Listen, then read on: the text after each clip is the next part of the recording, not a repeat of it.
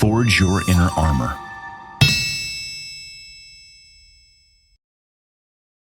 When the brain is running faster, that's because there's fast brain waves called high betas that are out of control. And so these brain waves are cycling at 20 cycles a second, 27 cycles a second. And we can read these in real time. And I can read that with Bluetooth, right, onto my laptop. So I've walked with many a pro golfer while we're playing a whole round of golf. They have EEG leads on, and we have their favorite playlist playing. So they're hearing music, whatever they like to hear.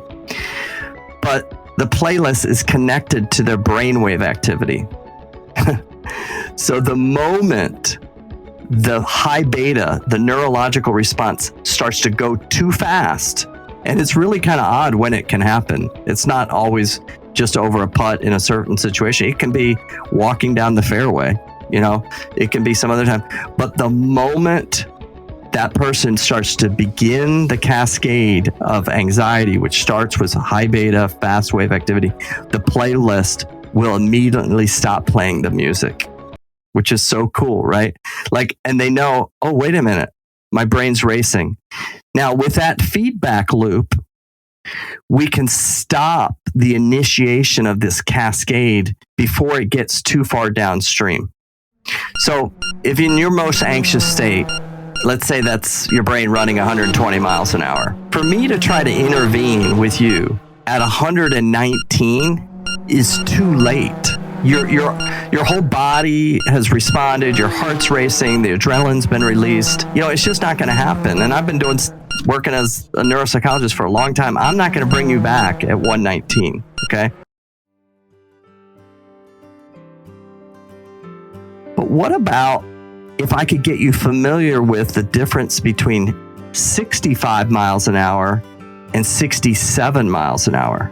Well, I can stop that process before it ever kicks in. And we're so far ahead of the game by giving feedback to the brain that it keeps us out of those states before they ever happen. So you're saying in the same way that you're trying to learn what the physical swing feels like, you're also trying to learn what the mental brain dynamics are in that swing, right? Absolutely. Spot on. And the brain can learn to differentiate the difference between 65 miles an hour and 66 miles an hour.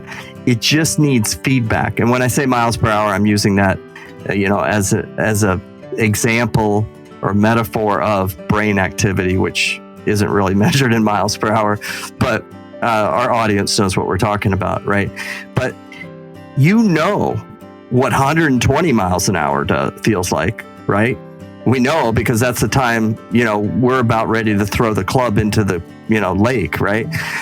You can learn what 65 miles an hour feels like. And when you do, if you have the proper tools, which get into some of the breathing, heart rate variability, decreasing the neurological baseline, having preparation of good sleep, and a variety of other things, you're able to stop that cascade from happening to the point that you can keep the anxiety under control no matter what hits you in the mouth, right? You're able to stay in control because you've gotten feedback from that.